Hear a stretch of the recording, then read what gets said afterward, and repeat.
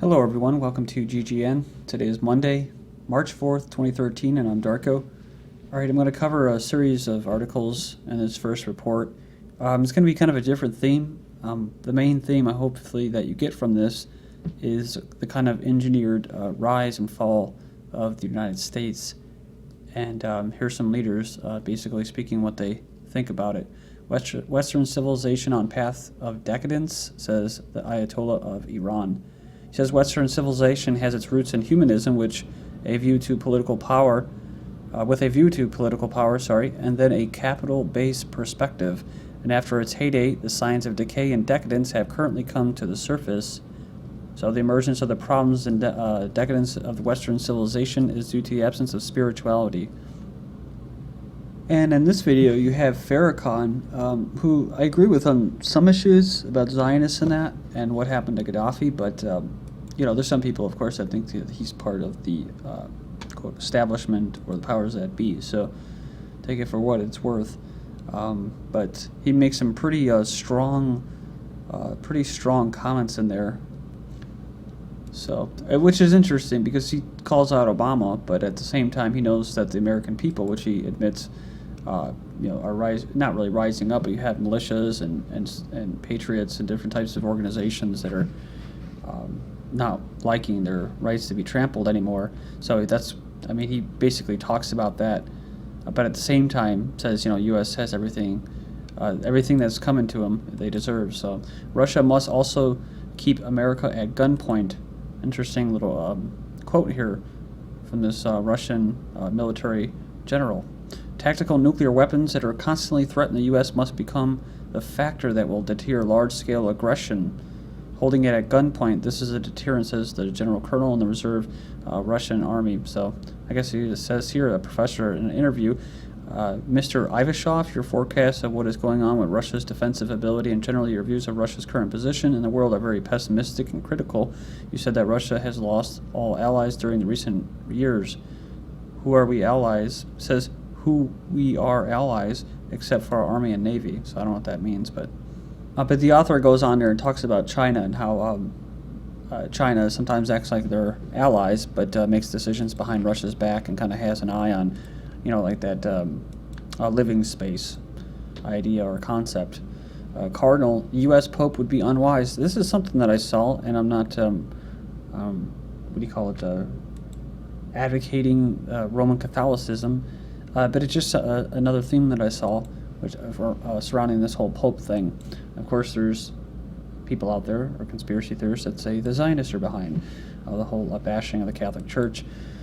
But then there's people that say that the Roman Catholic Church was set up by the powers that be. So again, make up your own mind. But the U.S. Pope would be unwise. So Archbishop of Washington today argued against electing a pope from the United States because the pontiff would be conflicted about delivering the spiritual challenge that a superpower needs from time to time. So, because it says here, as a pope from the superpower would probably have a lot going against him when he's trying to present a spiritual message to the rest of the world.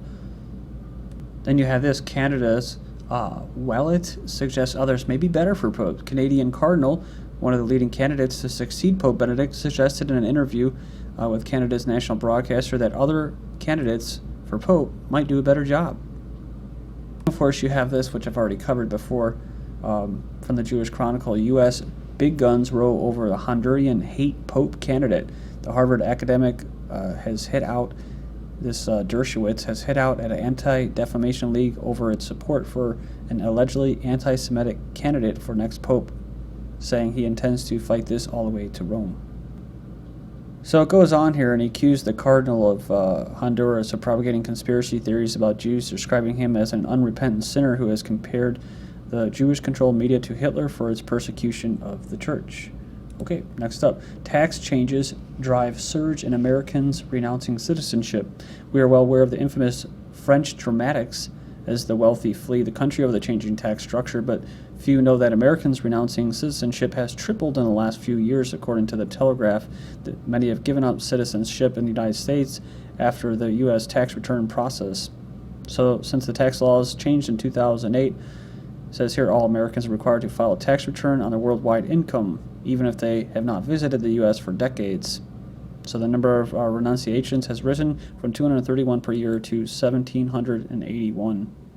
Then we have U.S. Department of Justice acknowledges Aaron Swartz was persecuted over his political views. The decision to hound Swartz on flimsy charges, with the possibility of decades in prison, was part of an anti-copyright manifesto written by Swartz in 2008, reports the Huffington Post.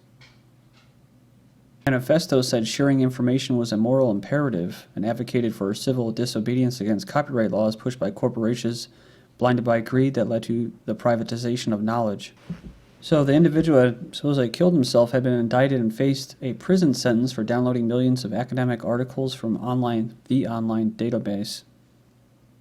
Is copyright infringement now seen as terrorism? That's the question. Government uses law as a sword against dissent. So the Washington blog last year reported the government treats copyright infringers as terrorists, and SWAT teams have been deployed against them. So it's similar to these activists on the streets of protesters, including Occupy and environmental activists treated as terrorists as well. So it goes on, it says the administration publishes a newsletter about its efforts with language that compares copyright infringement to terrorism. The American government is using copyright laws to crack down on political dissent like China and Russia. So they go in there and point out the recent cybersecurity bill that was supposedly pushed by Obama. It says it's not just intellectual property. The government is widely using anti-terror laws to help giant businesses and to crush those who speak out against their abusive practices, labeling anyone who speaks out as a potential bad guy. Then we have the NYPD lied under oath to prosecute Occupy activists. So Occupy Wall Street activists was acquitted, one of them, of assaulting a police officer and other charges on Thursday after jurors were presented with video evidence that directly contradicted the NYPD's story. So he was found innocent of all charges. This was December 17th, 2011, in the Occupy Wall Street demonstration in Lower Manhattan. So it had involved this individual, Primo, known artist and activist. After being arrested, basically the police department of the district's attorney basically gave him a deal that would let him off the hook by pleading guilty to lesser charges. Maintaining his innocence, he was determined to fight the case in court, so I guess he won. Activists arrested for wearing Occupy Everything jacket. If you're planning a trip to Washington, D.C., you might want to choose your wardrobe more wisely, says federal judge says a Florida man was not wrongly arrested for wearing an Occupy Everything jacket inside the Supreme Court.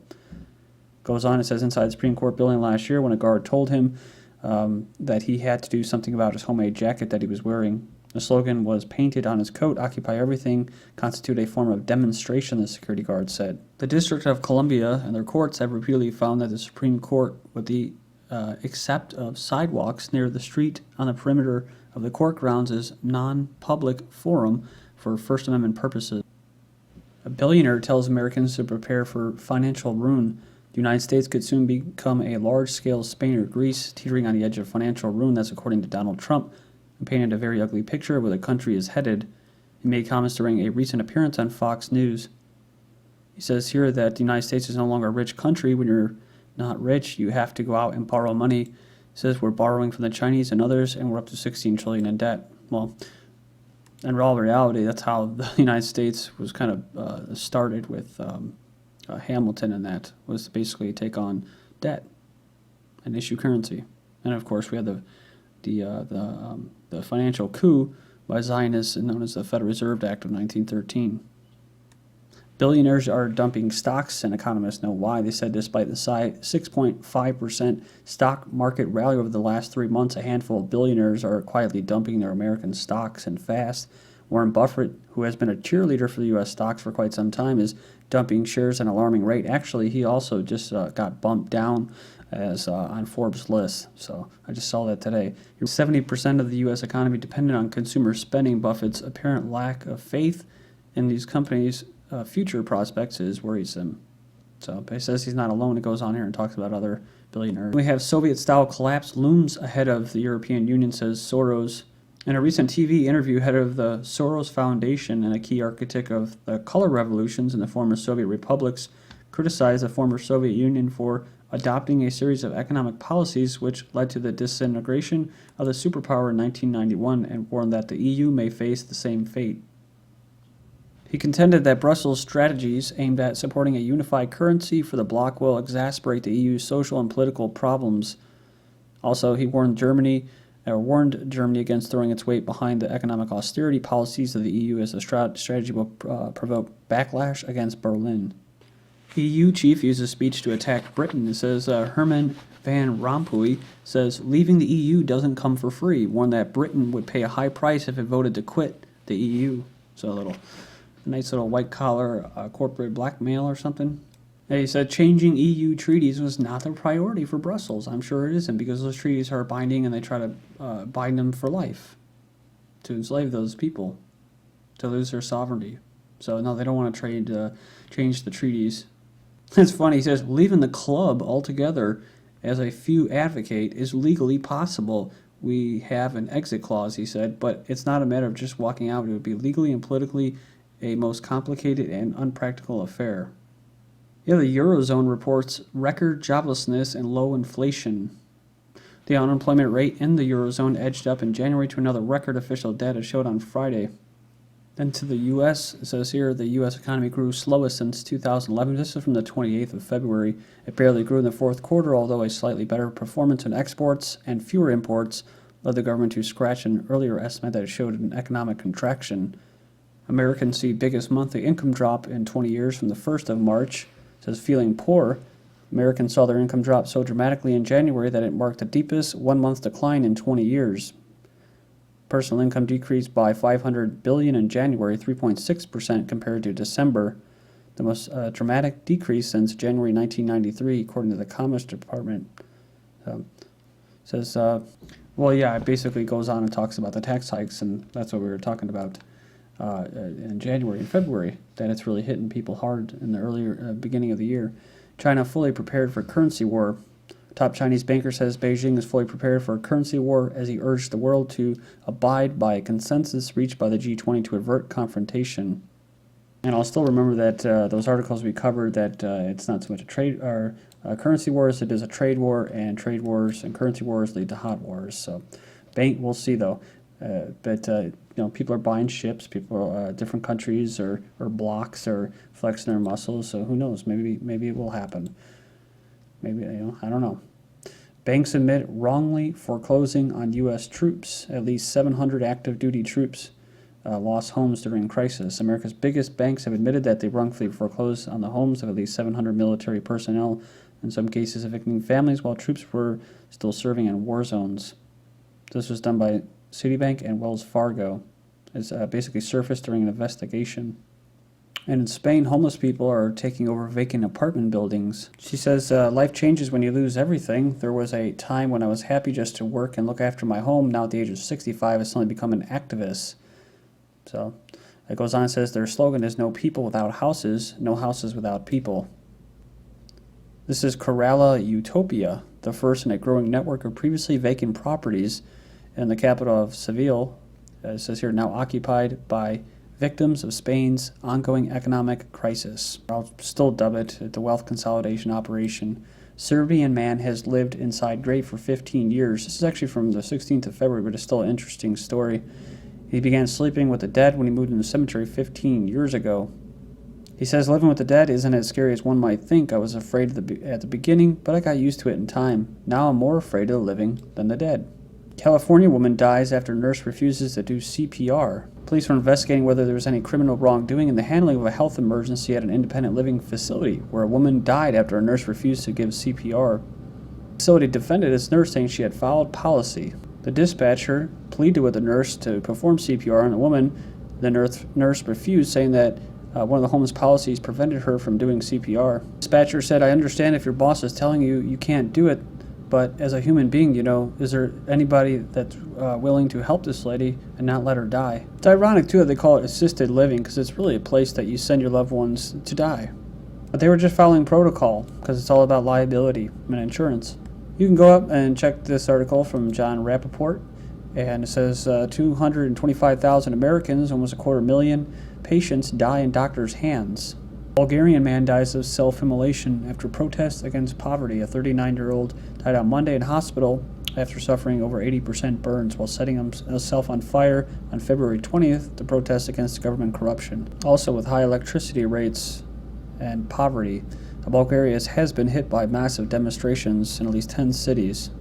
Lastly, 3 foreign firms control the country's power market, raking in most of the revenue from their utility services. This is GGN, and I'm Darko. Thank you.